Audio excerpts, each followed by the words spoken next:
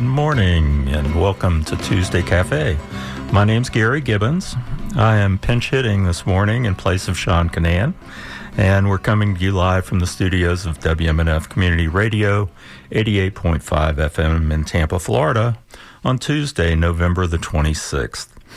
It's Thanksgiving week. Happy Thanksgiving, everyone, or as we say in my family, Happy Thanksgivings. So enjoy your weekend and your holiday. And this morning we're going to talk about something that seems to never leave the news these days.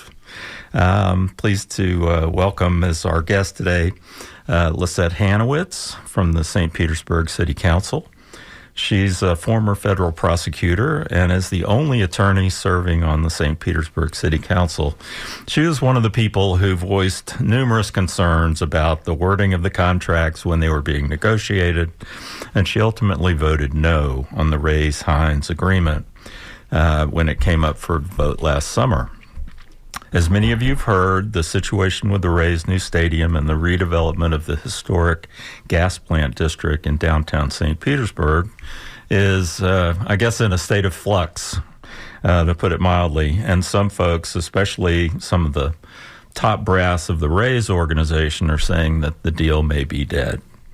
So welcome to Tuesday Cafe, Councilwoman Lisset Hanewicz. We're so happy to have you here. Thank you so much for having me here, Gary. I'm very happy and pleased to be here. Good. Well, I want to talk about the Rays situation first because I know that's a topic of important interest to a lot of people these days. But if we have time, I know that you're a former prosecutor and I'm also concerned about the state of the Justice Department under the new administration, and if we have time to talk about that, I'd like to touch base on some of those issues as well.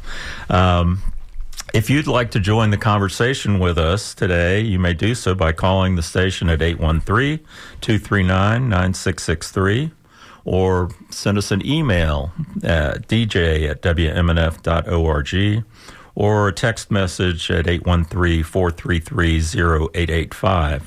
And please sign your text and your emails and let us know where you're calling from. I want to thank John Dunn for answering the phones today. And so let's get started. Let's talk about, I guess, because of Hurricane Milton, we can thank it for... I guess people had wanted for years to have an open-air stadium here, and we got it, whether we wanted it or not. But can you give us a little background, Councilwoman Hanewicz, about where things stood before the hurricanes and just sort of a 30,000-foot view of the agreements that are in place? So before the hurricanes, back in July, City Council and the County Commission had approved all the agreements that were required for the historic gas plant redevelopment and for the Rays to play in the new stadium. That included 65 acres in the redevelopment portion. It included, obviously, having a Woodson Museum, $50 million in community benefits. Part of the community benefits is a Woodson Museum. They were contributing $10 million to that. There's obviously going to be a new stadium constructed. And then, of course, you've seen the pictures of the redevelopment and all the things that are supposed to come from the redevelopment. I have to say, though, every time you see the pictures, I want people to understand that's target development. The contract only has minimum development requirements. So, you know, just because it's in the picture doesn't mean eventually it's going to come out that way. So that had all been signed, now pending the bond approvals. And so that's the money portion. Public funding is going into the stadium, and you have both the city contributing money and the county contributing money. The city's portion, let's say, is about $300 million. The county portion is $300 million. The county portion comes from bed tax money, and I want to make that clear. Everybody thinks all the money is bed tax money. All the money is not bed tax money. The city portion of the money is coming from the CRA, which is TIF money, and it's basically, at the end of the day, It's real estate taxes from downtown that fund and pay for the bonds. So you have $600 million of public funding, but it doesn't stop there. We were also putting money for the infrastructure of the redevelopment, and that was about $130 million, plus another $12 million for a lift station. So you have $142 million. We don't have that money sitting in a bank account. That money obviously had to be borrowed, which is now with the issue of bonds that are coming. If those bonds would be taken out by the city, the cost to the city with the cost of financing is almost close to $700 million that would be paid out for a period of 30 years. So that's where we had the agreements. They were signed. They were approved. It wasn't unanimous votes, but they were approved, and we were in the portion of the deal where we were going to go and consider the bond resolutions. Okay. So what was the vote at City Council? You were a no vote. Who else voted no? So at City Council, it was a 5-3 vote. Against the deal were Council Members Mohammed, Council Members Floyd, and myself. For the deal, we had Council Members Gabbard, Montanari, Fig Sanders, Gertis, and Driscoll. I should note that Council Member Montanari is no longer on City Council, and he hasn't been involved in these votes because he had to resign to run for the seat in the House, the State House. So right now we are short one City Council member. We have a district actually that's not technical, although it's represented by us because we all get voted in the general election by everyone in the city of St. Petersburg. District 3 does not have representation now in the form of a City Council member because they get sworn in according to our city charter in January, which is very different than the county commission because the new county commissioners just took office this month. Okay, and who is taking Montanari's place? Mike Harding was elected.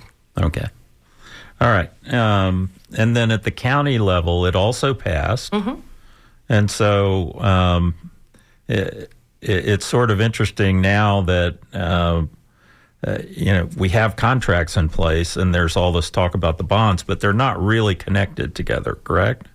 Right. I mean, they are connected, obviously. I mean, you got to have the money, and you have to raise the money. Right. You have to have the money, but I think what you're alluding to is the fact that you can't bind a future city council, or you can bound, county commission in the future to vote and say yes to these bonds. And so that was still an issue that is pending. The supplemental bond resolutions for the approval by the different bodies of government in terms of, as city council, we hold the purse strings. We have to approve all these monies. And same thing in the county commission. The county commission vote in July was also not unanimous. That was a 5-2 vote.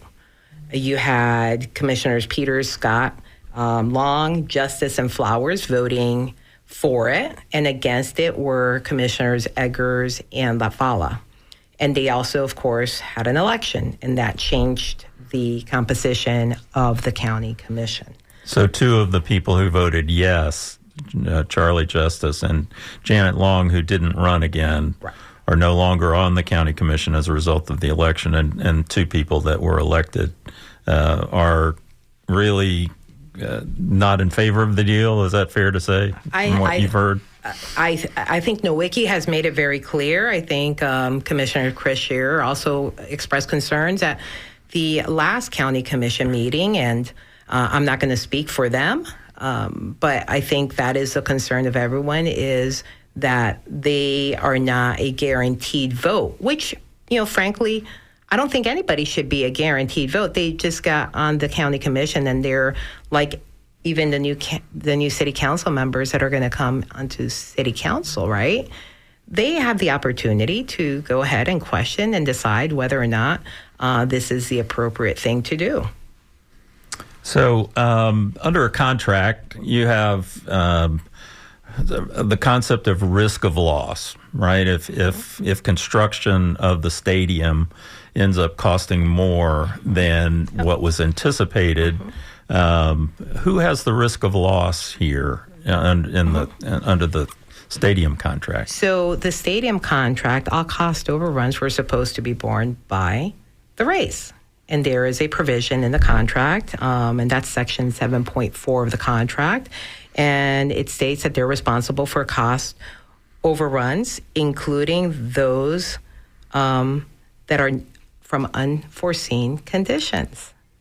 And what unforeseen conditions just happened? Yeah, we had a couple of big storms, didn't we? Yes, we did. So, the idea that, they had stated that, they were expecting to put in $700 million for the stadium, and now their costs have increased.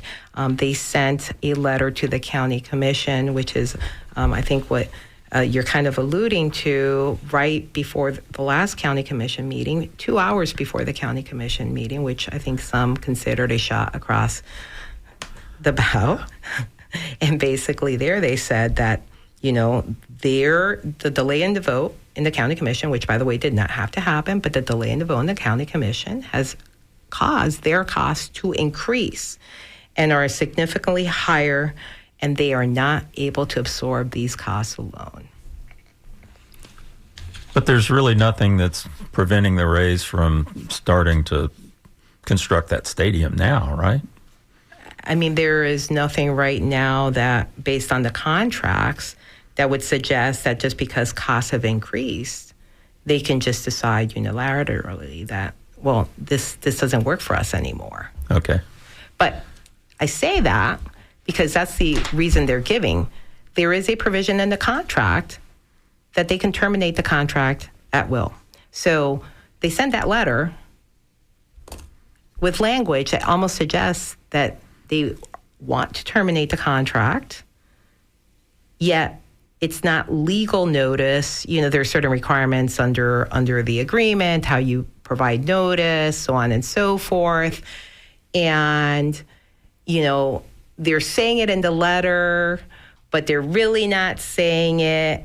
But they have that ability to just terminate. And why haven't they done that? If this is so bad for them, they could have sent a letter and said, well, we're just terminating everything.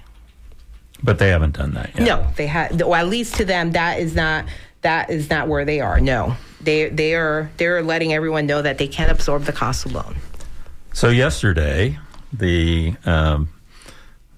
chair of the Pinellas County Commission, Kathleen Peters, sent a letter to the Rays, and she asked them to tell us your intentions by this Sunday, December 1st, on whether the Rays intend to proceed with building the new stadium. Be interesting to see if they respond to that. Yes, my understanding is that there was a response that was provided regarding it, saying, and this came from Brian Auld, we're eager to work with all partners on a solution for the 2029 season that keeps Major League Baseball in Tampa Bay for generation to come.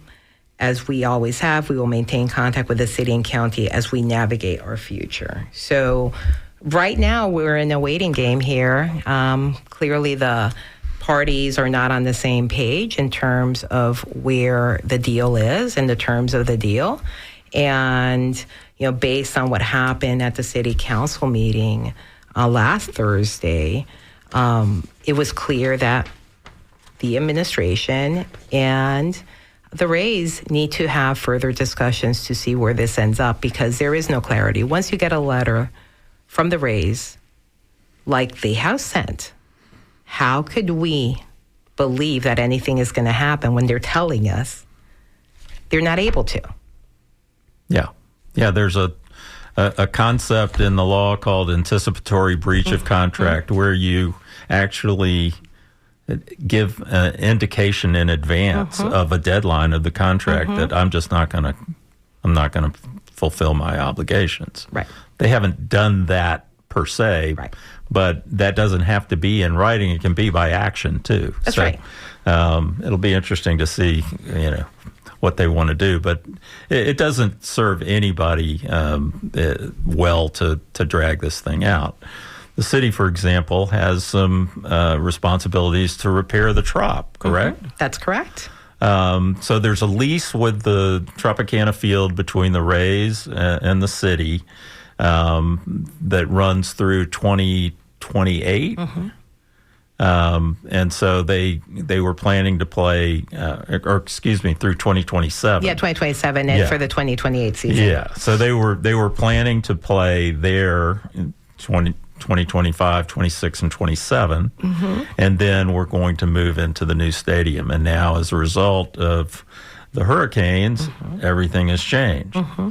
So they're moving to Tampa for next year, much lower capacity in Steinbrenner Field than there is at the Trop. Mm-hmm. What's the city's plan with respect to repairing the Trop?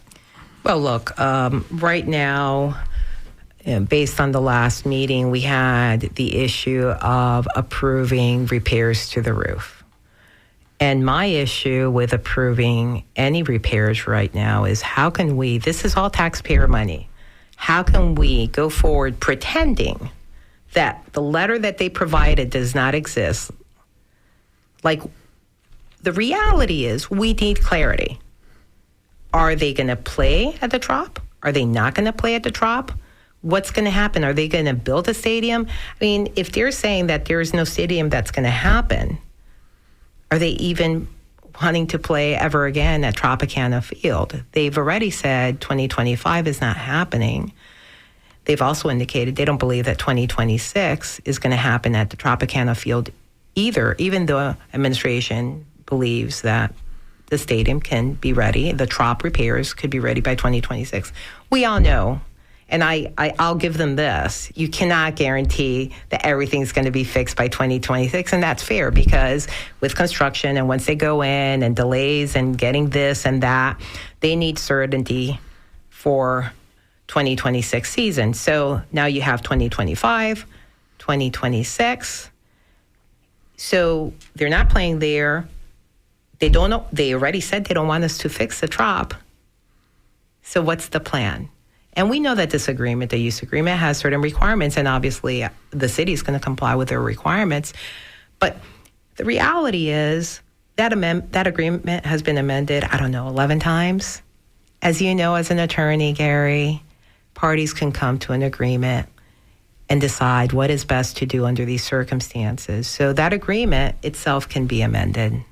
And I think it's fair to allow the parties to have those discussions. That was part of the reason when we had the meeting on Thursday and we started, and I questioned Brian Auld on the letter at the beginning, because I called him twice up to the podium, but at the beginning when we were talking about the repairs, I asked whether or not there was a possibility that there could be some other option when it came to the Trop.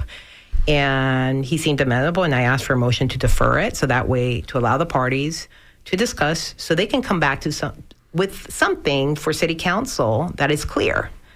And that didn't turn out. That meeting went off the rails, obviously, and it didn't turn out that way. Although at the end, they ended up, deferring pretty much, and nothing happened in terms of repairing the stadium or approving the bonds. So it's right now unclear in terms of what's going to happen. To your question, it is unclear. That's a lot of money. If you saw the damage report, it was $55 million. And this is all preliminary. Nobody actually believes that's probably going to be the cost. It's going to be much higher. What kind of damage is there other than the roof? Obviously, it's gone, but needs to be replaced. But what other damage occurred inside? I mean, you have the roof replacement, you have electrical systems, you have office and storage areas, a ballpark. I mean, there's damage everywhere. And the report is pretty lengthy in terms of the damage assessments. And there is also, and by the way, that cost estimate does not include replacing the acoustical roof membrane. And they haven't, and that was something that was part of the original stadium design to enhance the sound quality. And so that estimate was supposed to arrive at some point later. We haven't received that estimate, so I don't know what that costs.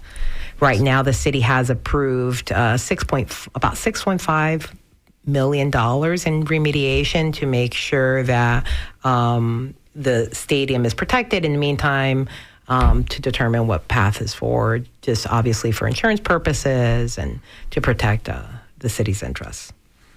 Yeah, I know when the contracts came up for discussion earlier, the Sierra Club in particular in Pinellas County had been very clear that they had certain requirements that they wanted to put. They'd like to see the Rays agree to as part of the development of the stadium.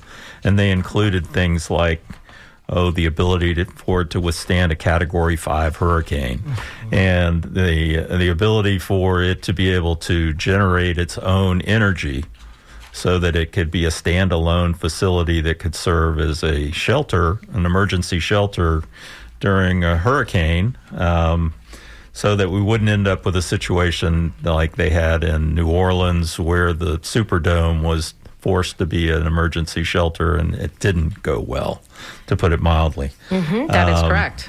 But the Rays basically said, no, we don't really want to do that. We like the design we have. We love the glass facade that was shown in those pretty drawings that you referenced earlier. Yeah.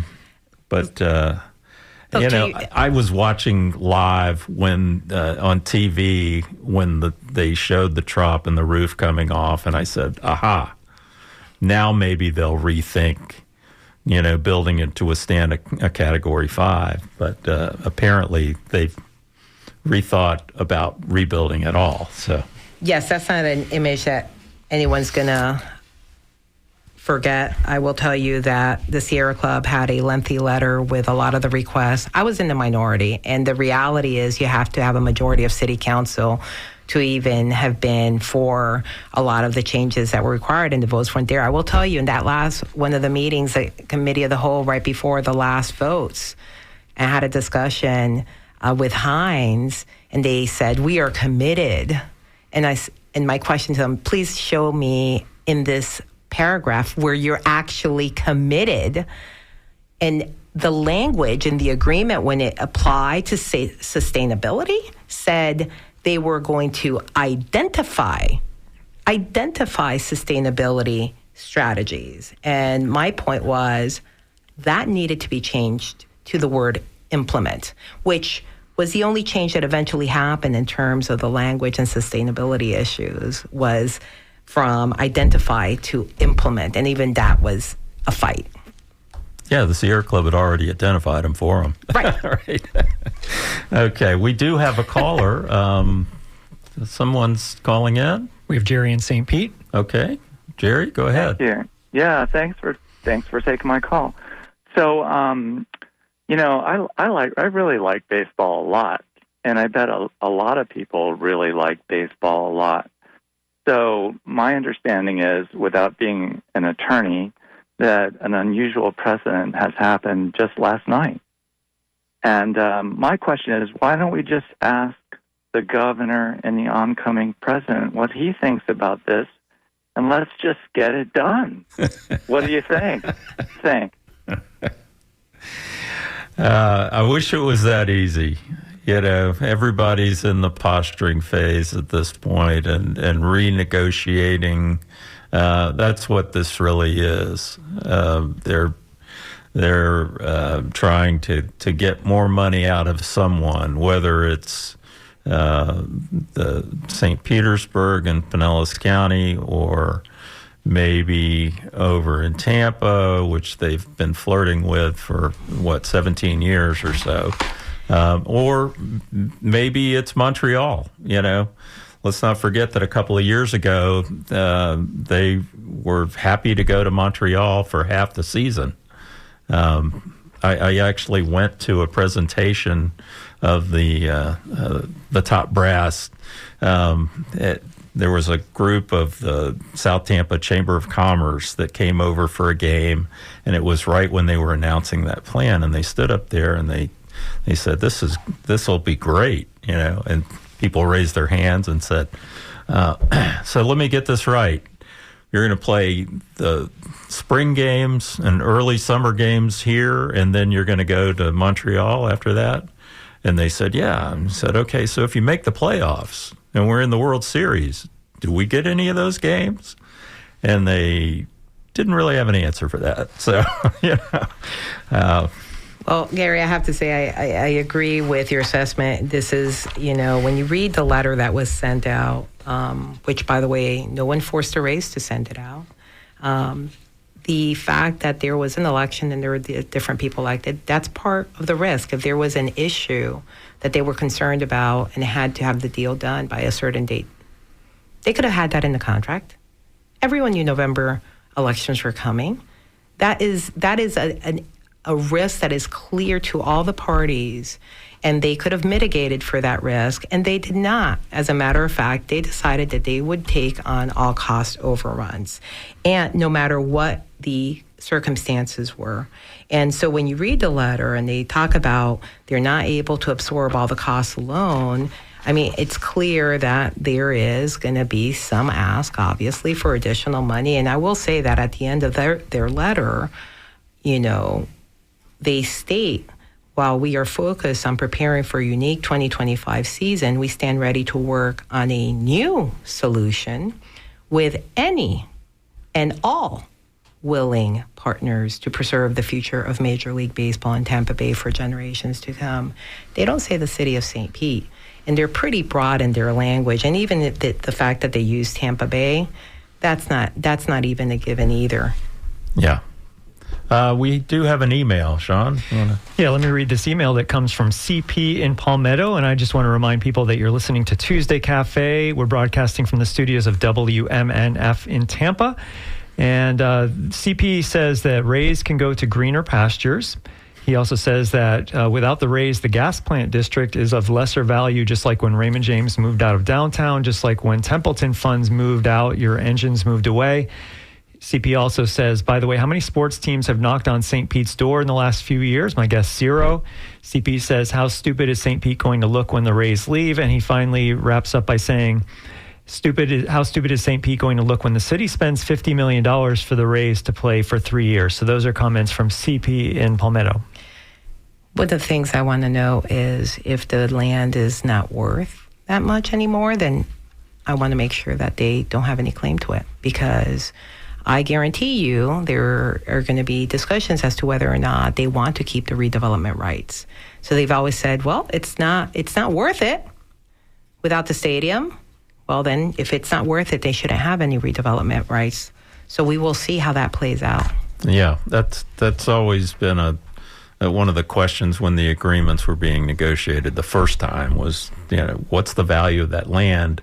And there hadn't been any recent appraisals of it that really showed what the value was. And there were a lot of people that were concerned that the Rays were getting, a windfall there. So that's exactly right. The appraised value, and I believe the date of the last appraisal was in January of 2023, and that was $79 million, and it wasn't even for all the 65 acres. They were redeveloping it. I think it was for 60-something point acres of land.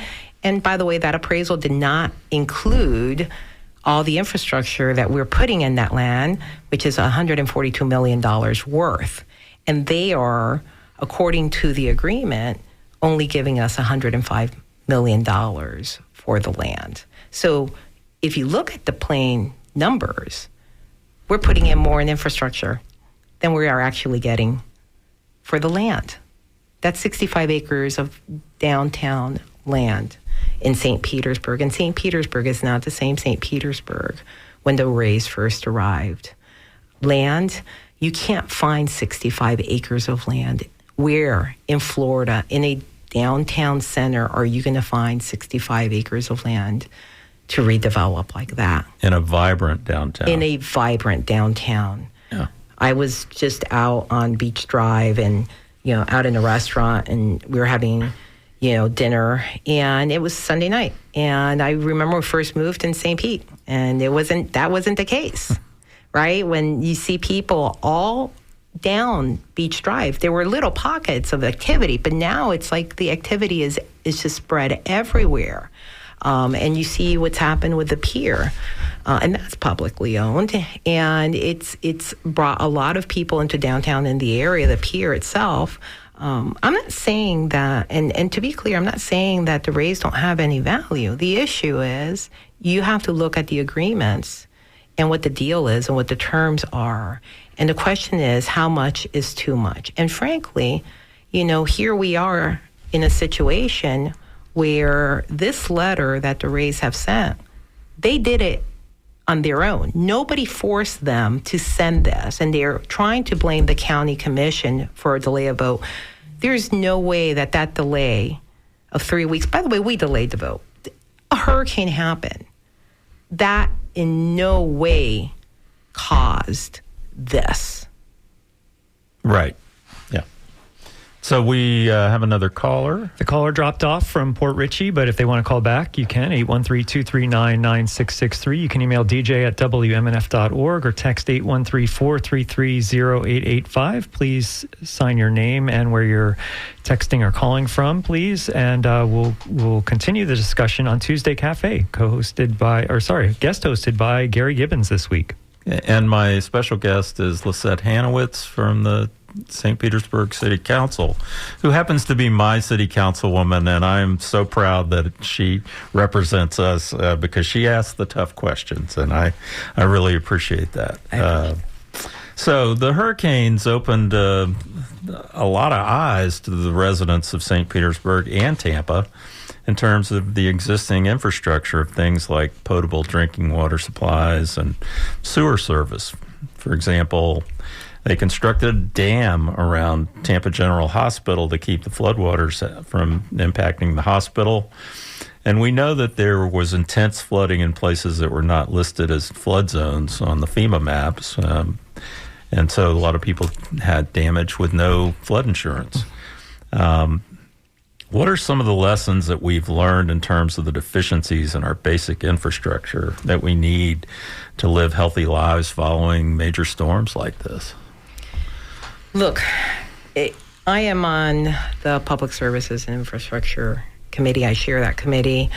To give a little bit of background, I went through Hurricane Andrew in Miami back in the early 90s. And I understand the effects of a storm on the city.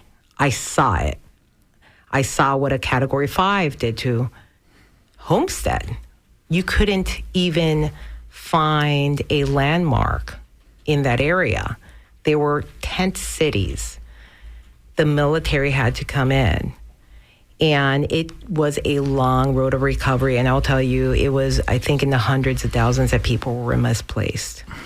Okay, that reality has always existed in Florida.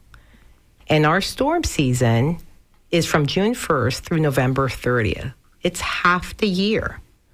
So it's not an issue of if, it's an issue of when. And I will say that the impact of a Category 5 storm in Florida and what it can cause for our insurance industry and everyone, it doesn't have to hit St. Pete.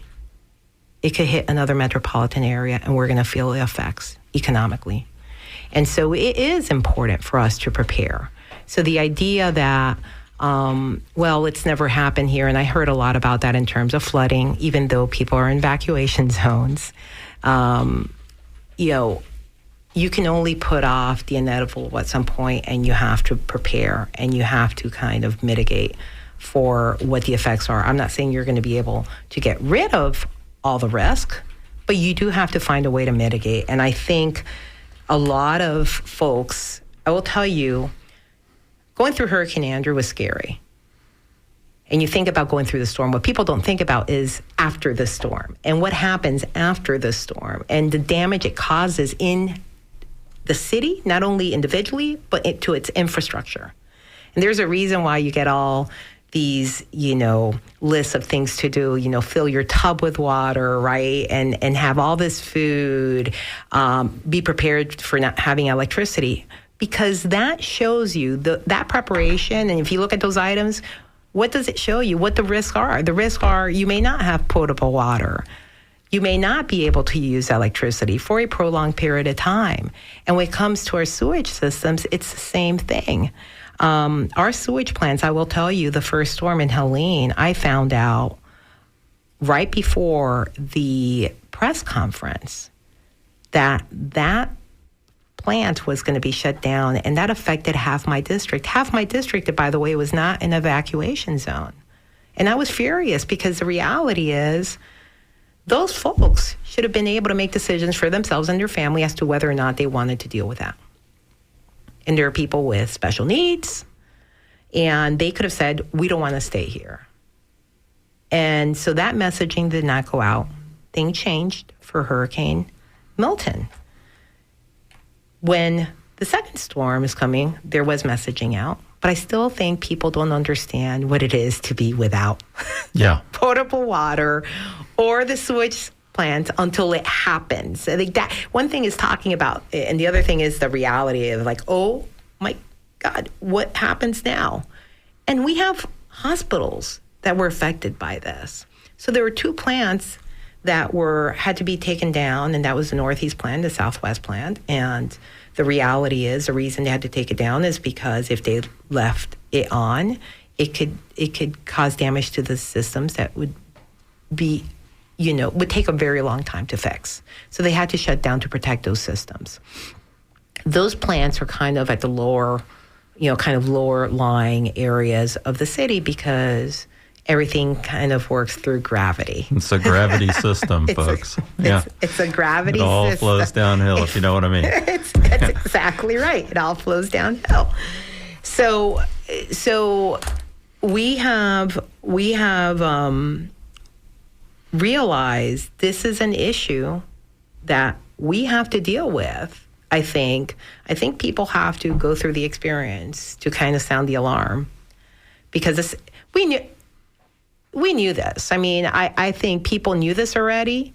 It's in the Integrated Water Resources Master Plan that was done back then in terms of making certain improvements to these plants, and it's just investing money into these plants to get these projects done. And now making sure that if those recommendations aren't sufficient, to go forward and do recommendations and do improvements that pertain to whatever has changed in our environment. And if our storms are stronger and we know that we're expecting stronger storms, then we may have to make, better improvements. So I requested after the storm a referral to the PSI committee for an update on the city's wastewater and collection facilities and the capital projects identified, both funded and not funded, to address the natural hazards associated with all the facilities. And we have 3 facilities. We have the Northeast, Northwest, and Southwest. And I will tell you that those conversations are going to be happening. And I expect administration to provide solutions, not just in the future, but what happens if they've mentioned, well, the Northeast plant, there is a plan to upgrade the systems and raise the electrical system. So if there is a storm surge that comes in, they're not affected. Okay, that may be in 2026. Well, what happens between now and 2026?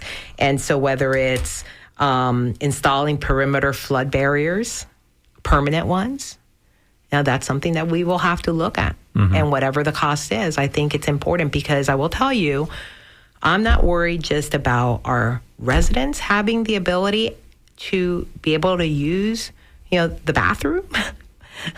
It's also the hospitals. All our hospitals are served by these plants. Yeah. And that's scary that you could have a huge storm hit.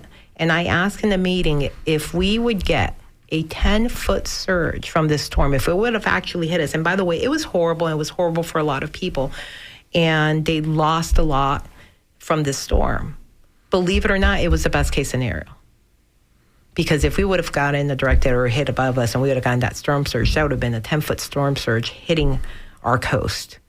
And I was told that if a 10-foot storm surge happened, we could have been without our sewage plants anywhere from 4 to 40-something days.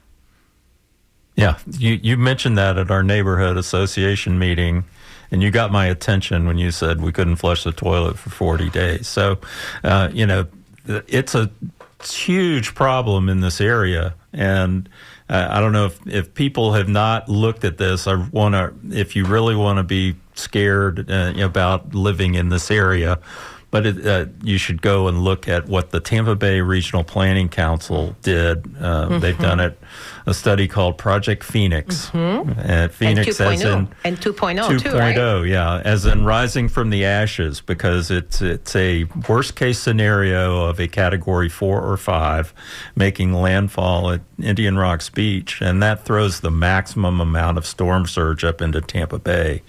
And there's the scenario is that there could be 25 feet of storm surge in downtown Tampa, and there could be power outages for up to 60 days. Okay? Not 60. So, it's really something that I think we've not paid enough attention to over the years, and we've been very lucky that we've been missed some of these things, but I think it's time to really focus on that. Well, think about, Gary, one of the things that scares me, think about the hospitals in those areas. And we are on a peninsula, and they closed all the bridges. And if you had to evacuate all those patients from all those hospitals, how would you do that? Yeah. You have all children's, St. Anthony's, Bayfront, all these hospitals in our area, obviously Tampa General and Tampa.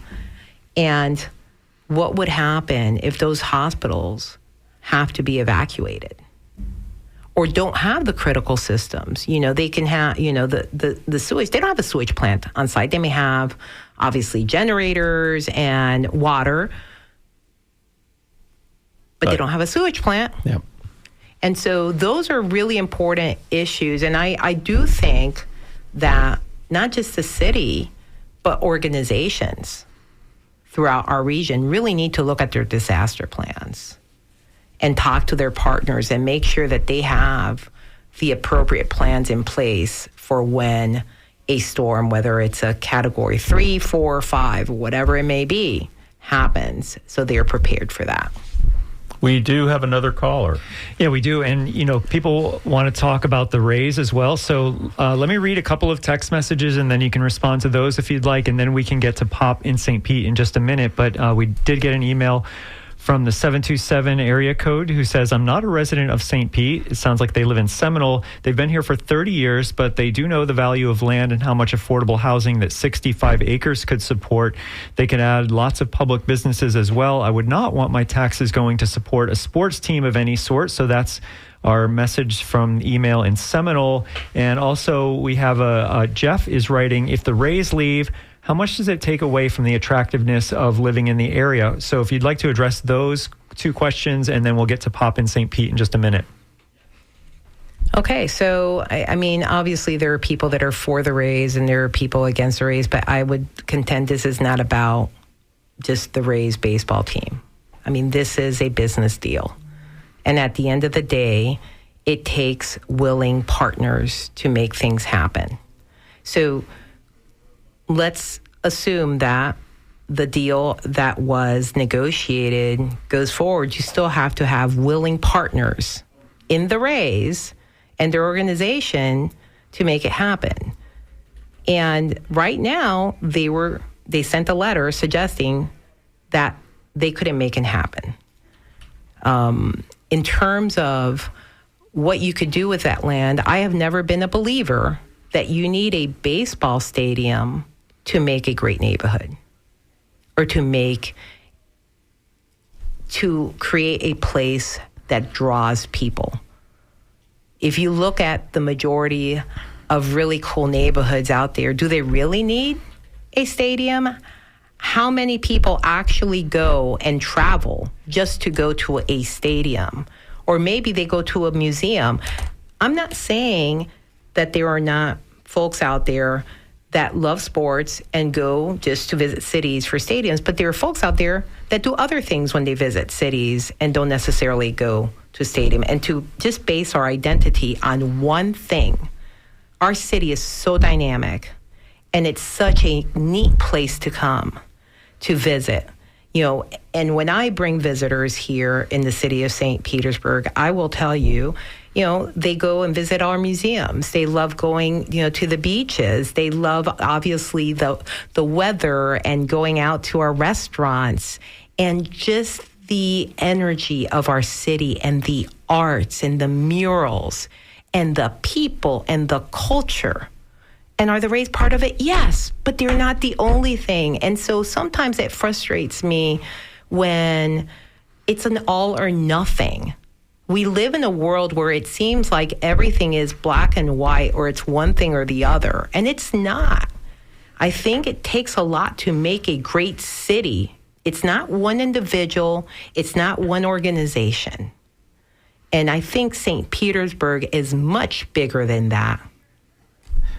And let's face it, it's becoming more and more expensive to live here, and we're pricing people out of this market that provide jobs that are service-oriented jobs for these restaurants and all of these things that we rely on. And it's important, I think, for us to not lose sight of the fact that there is land available that could be developed for some affordable housing. And one of my criticisms of the existing deal was the fact that wasn't required to be built earlier in the process. And they kicked the can down the road for 20 or 30 years, and who knows what affordable housing means 30 years from now. Well, and to your point, Gary, I mean, look, when you think about the redevelopment and you look at the pictures and everybody sees that, it's like, oh, great. This is wonderful. It would be great to see that. But what they don't realize is that is driven by contractual terms. And that doesn't necessarily happen overnight. And that process is not 10 or 20 years. It could be 30 years. And frankly, it never even really ends up exactly how the pictures show most of the times, because things change. And the language of the contract allows them a lot of flexibility. And there's a lot of room for delays. And the idea that this development is happening within the next 5 to 10 years completely, it's not. Based on the language of the contract, there's some things that can happen, but not what people think is going to happen within that period of time. That's 65 acres of land.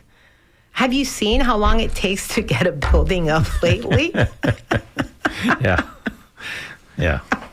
We do have one more call. Is that? Yeah, we have Pop in St. Pete. Go ahead, Pop. Yes, thank you. My question is about the stadium in Tampa. Is that a fee, and how much that'll be for the Rays to play over there?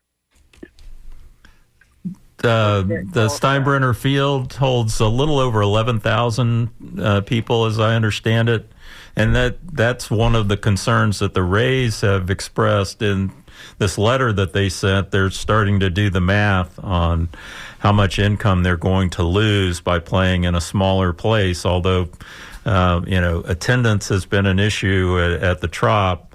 I think they've been averaging closer to 15 or 16,000. So if you lose 5 or 6,000 per night times 81 games times, $45 or $50 a ticket, it's $9 or $10 million lost just by playing in Tampa. So, they're starting to feel the pinch. It's probably not as much as they're going to have to pay Wander Franco, but that's another story. Right. But what I'm trying to understand as well is that is the stadium going to be free for us to use, or are they going to have a fee to it? I don't know what the arrangements are that they've made. I know that the Rays are paying up to $1 million or so for some improvements to the visiting clubhouse to make it more major league ready, supposedly. And the other reason they liked that field in Tampa versus the ones in St. Pete that the Phillies and the Blue Jays play in was that there's some luxury suites at the Steinbrenner Field that they can monetize for more money. And my understanding also from them was that it took a lot less money to get Steinbrenner Field ready for them to play. Yeah, the Yankees have already spent a lot of money on that field themselves, so that's one of the things that they've jumped on. Jane in St. Petersburg says, thank you for all the important information on your show today. So thanks for that comment, Jane. I think I know who that is.